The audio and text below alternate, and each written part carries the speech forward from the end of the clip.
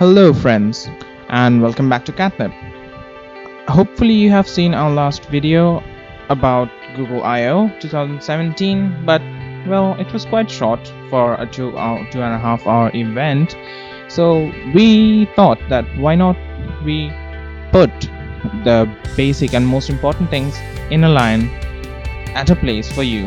Of course, it will be easy to understand and learn about what Google I/O is and what new things it announced this year. So guys, welcome back to QatNip and let's learn together.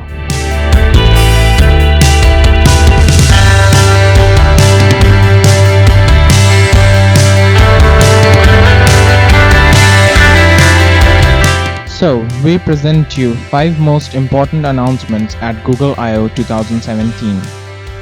Google has been holding its annual developer conference for 10 years now, but I/O is no longer just a developer conference. It's a place for Google to announce and show off some of its latest technologies and talk about the future. At I/O 2017, Google announced new products powered by machine learning, some big improvements to Assistant and Google Home, and it offered up a glimpse of the future of Android in your car. Here are the 5 most important things announced at I/O. First, we have the Android O beta. The new version of Android moved one step closer to release at Google I/O this year. The beta for Android O was officially launched, which means you can quite easily play around with it as long as you have got one of the supported devices, specifically a Pixel, Pixel XL, Nexus 6P or a Nexus 5X. This isn't the very first time we have seen Android O. The alpha build was launched in March, but that was available only as a system image. To install that, your phone needed to have an unlocked bootloader, and installation required the use of a desktop computer with the Android Dev tools installed. Now all you have to do is visit Android Beta Program site. After logging in, you can select the phone you wish to enroll in the program. An OTA update to Android O will appear several minutes later. You won't need to unlock your bootloader and none of your data will be deleted. Although this is a pre-release software, things could go wrong. Your phone will be flashed back to Android 7.1 if you decide to leave the beta. That will delete your data, so proceed with absolute caution. Next in line is Google Home and Assistant. Google talked a lot about machine learning at I/O, and one of the places you see that most is in Assistant. This voice-activated control platform is getting some notable enhancements. On the phone side, Assistant is no longer voice only. When calling up Assistant on your phone, you can tap the keyboard icon to type commands and questions instead of speaking them. Assistant on phones is also capable of using actions now. Assistant actions are the third-party services that can switch over to from the other Assistant controls. There are over 250 of them, including Alarm.com, Logitech Harmony and Samsung SmartThings. There's even a directory of services available on the phone that goes for both Android and iOS. Yep, you heard it right. Assistant is now available on Apple's iOS as well. Rejoice, Apple people! There are a few basic features specific to Google Home as well. The device apparently has a latent Bluetooth radio that was, hidden for some reason and is finally being woken up, so you can beam audio to it as a cast device or regular Bluetooth. Google Home can also place phone calls. Just tell it to whom you wanna call and it does the rest. The person on the other end sees your regular mobile number, so they don't even know you are calling with home, and they won't be knowing that someone unknown is calling, of course. Lastly, Assistant will be able to offer proactive notifications about things that might be coming up on your schedule. The third most interesting part is Android Automotive. Well, not all the people might be interested in it because, it's not available for many. But Google released Android Auto alongside Lollipop, and it has done little to improve the platform since then. Maybe that's because Google is looking at a different way to get Android in the car. Google had 2 demos of the Android Automotive platform at I/O, which is much more ambitious than Android Auto. whereas Android Auto is just a projected interface powered by your phone. Android Automotive is the Android operating system actually running on a car.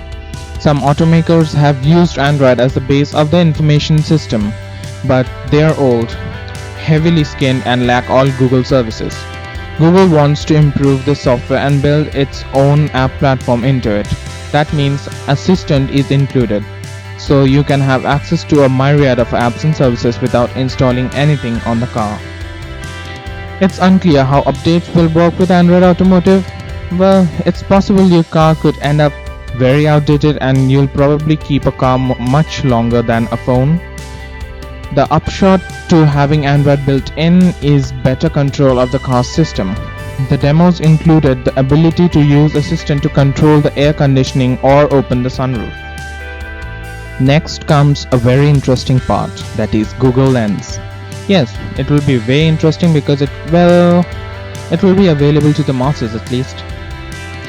In another example of Google's machine learning prowess, CEO Sundar Pichai announced Google Lens during the keynote. This is a new type of visual search technology that can recognize objects and provide information and actions. Google offered up a few demos of how Lens might be useful. In one, Lens was shown the label on the bottom of a Wi-Fi router. It correctly identified the SSID and password, then offered to log the phone into the network. Well, amazing, isn't it? Just take a picture and you are in. In another, Lens was shown a restaurant storefront. It figured out what it was and offered reviews from maps.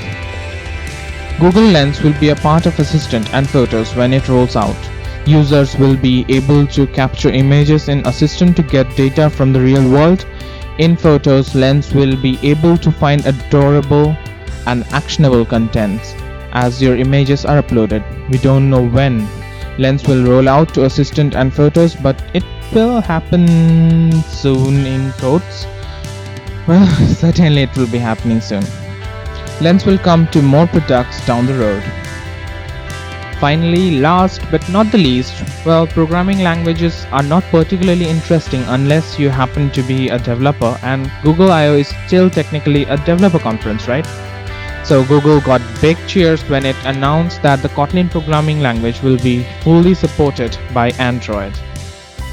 Android primary language for developers has always been Java, but Kotlin can run on the Java virtual machine.